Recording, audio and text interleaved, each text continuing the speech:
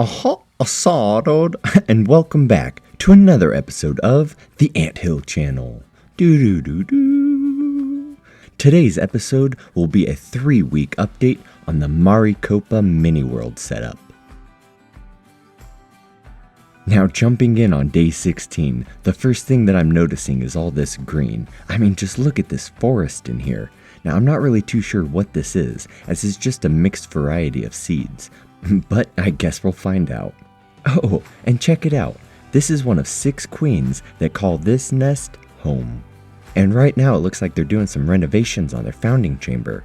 I just love watching them dig. I mean, they're so proficient at it. I mean, I guess you would be too if you had a shovel attached to your face.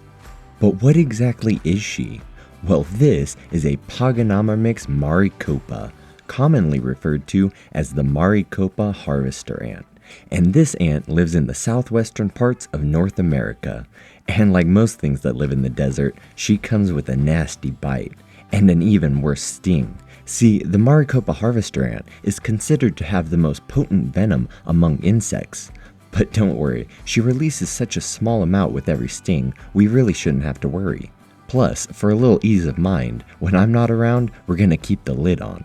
But to be honest, even if I did get stung, how could I stay mad at that face? It's so cute. Well, anyways, back to the nest. So I'm noticing a lot of mold in here. Now I knew that there was going to be a little. I mean, you're spraying water into a container with a lid on it. I'm going to have some mold. But I didn't expect quite this much. So I'm going to go ahead and get some of these bigger clumps of mold that I see out.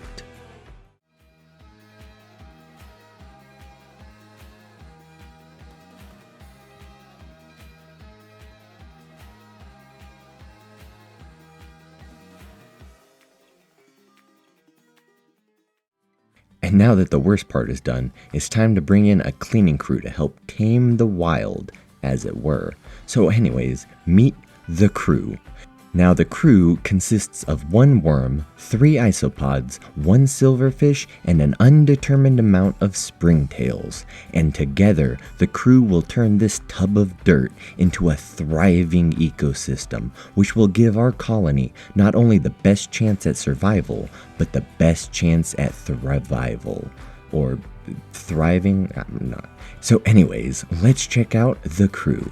Now the worm will help to turn and oxygenate the soil, whereas the isopods will help to eat dead and decaying plant matter, keeping the ground clean. And the silverfish is just a bit of diversity. I mean, he does pretty much the same thing as the isopods, who right now is helping themselves to a bit of sugar water. I bet they're loving that. But now let's give them some fresh water. And with a few good sprays of a bottle, we have just simulated a light to medium rainfall. And now everyone in here can benefit from a good drink.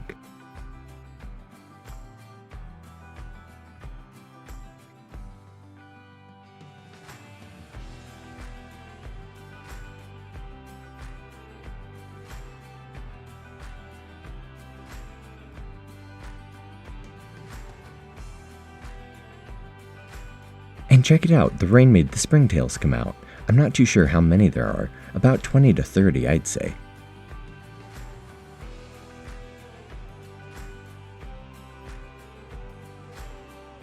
Now, in order not to stress these queens out too much, I think that this is a good place to call it a day.